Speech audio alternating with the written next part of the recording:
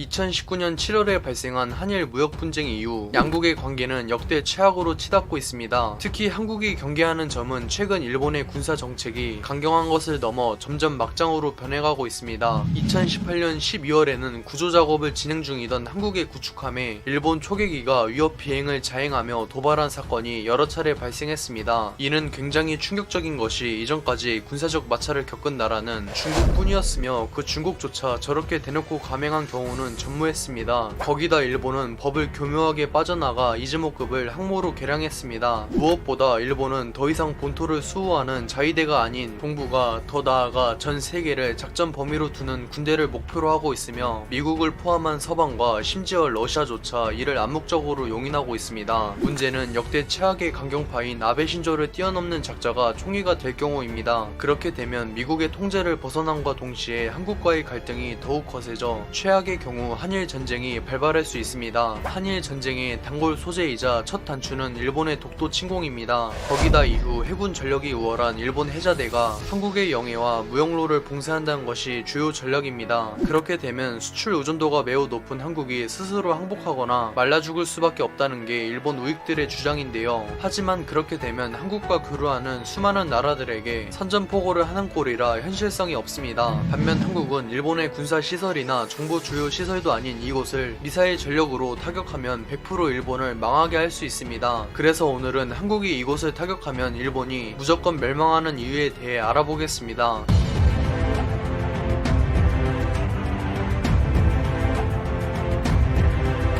어디서 많이 본 듯한 하얀 산 후지산을 아시나요? 이미 일본 만화와 드라마, 영화 속에 수도 없이 등장했으며 특히 눈 덮인 모습의 후지산은 일본을 상징한다 해도 과언이 아닙니다. 그러나 이런 친근한 모습과는 딴판으로 후지산은 언제 분할지 모르는 매우 위험한 화산입니다. 자연적이든 혹은 인위적이든 간에 후지산의 분화는 일본이라는 국가에 존망이 걸린 매우 중대한 사안입니다. 그런데 한국은 유사시 이 후지산을 분화시킬 수 있는 미사일 전력을 갖추고 있습니다. 한국이 보유한 현무2 탄도미사일과 현무3 순항미사일은 기밀이라 보유량이 알려지지 않았지만 최소 3000발은 넘는 것이 매우 유력합니다. 특히 거리가 상당히 멀어 현무3 후기형만 수도권 타격이 가능한 중국과는 달리 현무2 후기형과 현무3는 도쿄 아니 후지산을 타격하기엔 차고 넘칩니다. 만약 한국이 작정하고 부산에서 1000발 이상의 미사일들을 발사한다면 일본이 전부 요격하는 것은 죽었다 깨어나도 불가능합니다. 물론 일본의 방공망 전력은 상당히 훌륭한데요. 당장 조기 경보기의 지상 버전인 J5 레이더를 여러 대 보유하고 있으며 요격 수단 또한 패트리어트3, 11식 지대공 미사일, 이지스함에 탑재된 SM3 함대공 미사일 등 다양하며 물량 또한 적지 않습니다. 단지 한국이 세계 3, 4위권의 미사일 전력을 보유한 미친 국가일 뿐입니다. 어쨌든 일본 방공 전력에서 벗어난 최소 수백 발의 현무 미사일들이 그대로 후지산의 모든 곳에 빠짐없이 직격해 분화를 유도할 텐데요. 일본에게는 그야말로 재앙이나 다름없는 것이 하필 후지산은 다른 곳도 아닌 수도인 도쿄와 매우 가깝습니다. 만약 후지산이 분화할 경우 근처에 있는 수도 도쿄와 대도시 요코하마는 완전히 초토화될 것으로 예상되고 있습니다. 일본에서 진행한 시뮬레이션 결과 화산재가 무려 단 3시간 만에